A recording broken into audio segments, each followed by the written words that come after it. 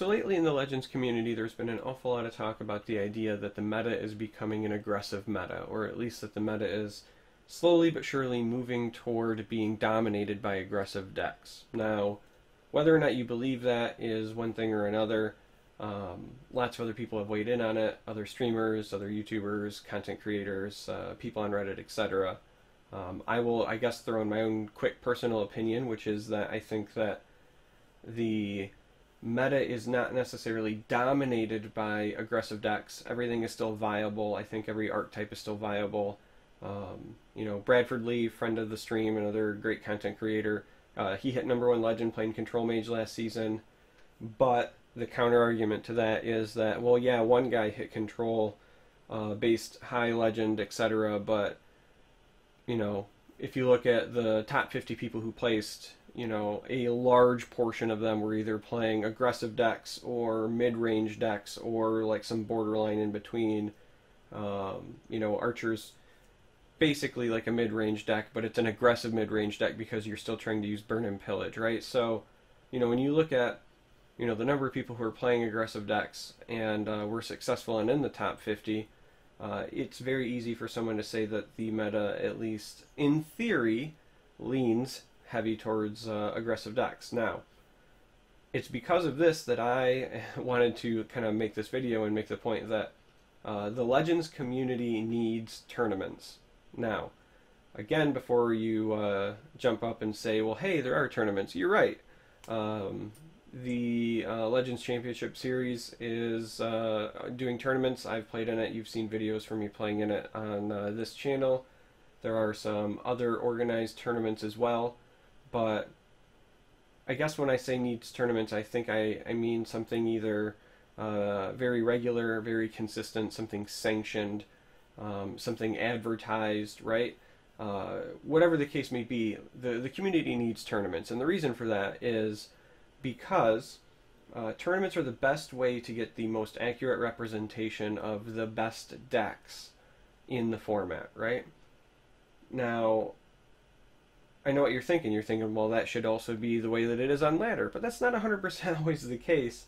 And I'm going to put up a graphic here that's going to hopefully help kind of illustrate what I'm talking about. So when you're playing on the ladder, in this game or in other games that are similar or have similar ladders, let's say like Hearthstone, the number of games isn't finite that you can play. You're actually only limited by time. So when you're trying to be as efficient as possible, right, there are actually scenarios where it might benefit you to play a deck that is worse than another deck because you might be more efficient at climbing the ladder. So when you climb the ladder, right, you're essentially going up when you get what I call net wins, right? So let's say you play 10 games and you got a 60% win rate. So you win 6 and you lose 4. Your net wins for that 10 games would be 2, right? You had 2 more wins than losses, so if you think about it in terms of like moving up the ladder, you would have gained 2 stars in your constellation, right? Net wins are how you move up. Now, there are other things to factor in, especially once you get to like the high legend stuff. There's MMR to consider and so on and so forth. But for the most part, like net wins is how you go up. So, if net wins are what you're going for, and the number of games isn't finite, but instead you're factored in by time, then you're going to be looking for how you can get the highest number of net wins in a time period in the format, in the meta, right? So the graphic I have up is just like a quick, it's like a small chunk of a much larger spreadsheet that I've been working on for a while, and the idea of like doing my own personal deck tracking to figure out, what my best decks are and what the average length of game is for those decks, because as you can see, and I kind of highlighted like this line that's like roughly down the middle because I think that's going to be the easiest way to see your comparisons, right?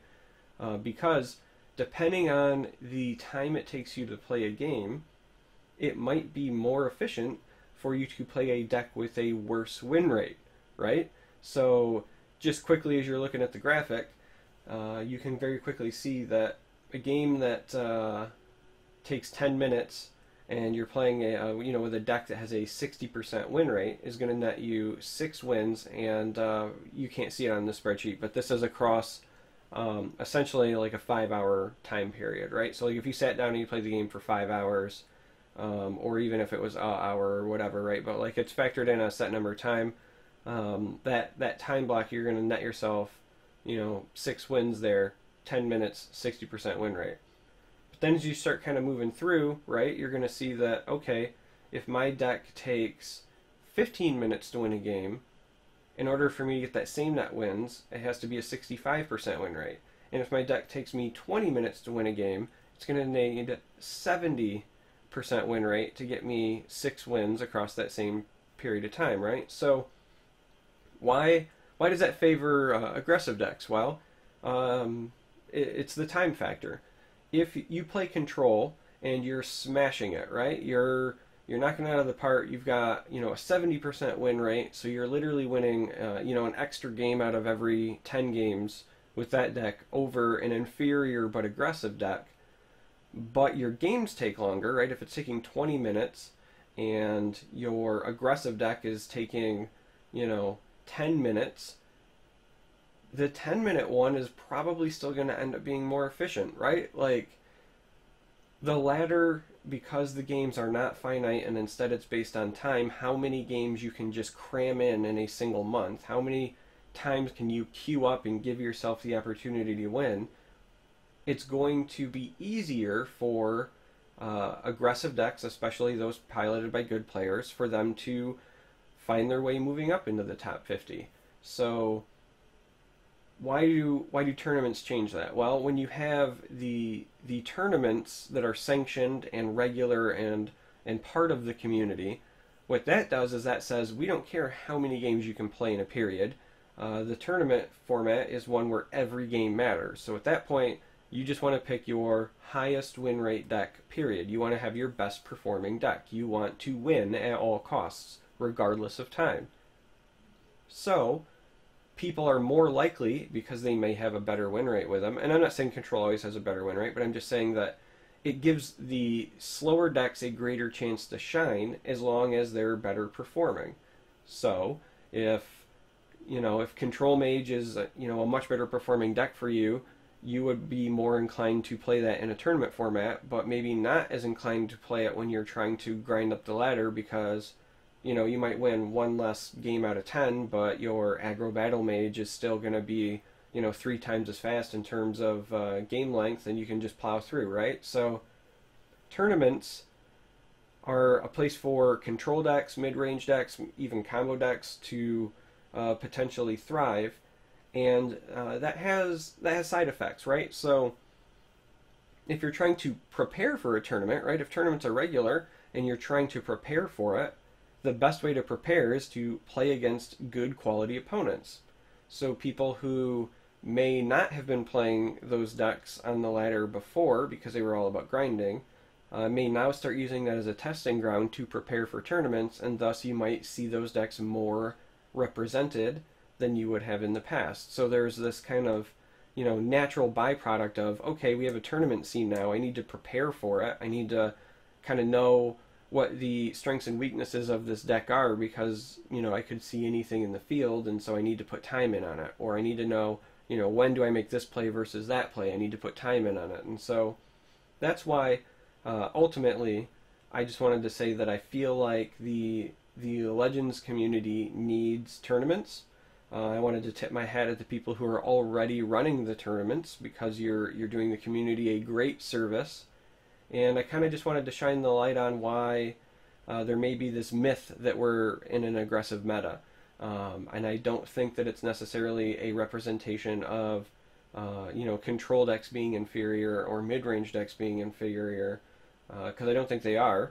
I just think that it's harder to pilot them to a higher rank because you are limited by time, right? So if you're like me and you have a limited amount of time nightly already just to play the game, and then on top of that you're also trying to play decks that play slower than, say, a very fast aggressive deck, you're kind of putting yourself at a disadvantage. You have to have one heck of a win rate to achieve the same rank as somebody else who's just plowing through games. So yeah, that's kind of just what I wanted to cover. It was something that was on my mind. Kind of wanted to explain, why I think that the high legend portion is so aggressive, and mostly I wanted to say, if you're a new player to the game, and you're getting to the point where you're reaching high legend players, and you keep seeing a bunch of aggressive decks, don't be discouraged. It is not because the game does not support control.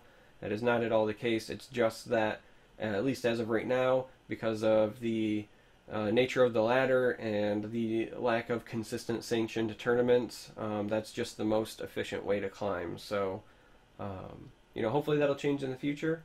And yeah, I'd love to hear what decks you guys are currently climbing with. I'd like to know if the time per game was factoring into your decisions, or if right now you're just playing what you like to play. So, leave a comment. And as always, thanks for watching, and I'll see you next time.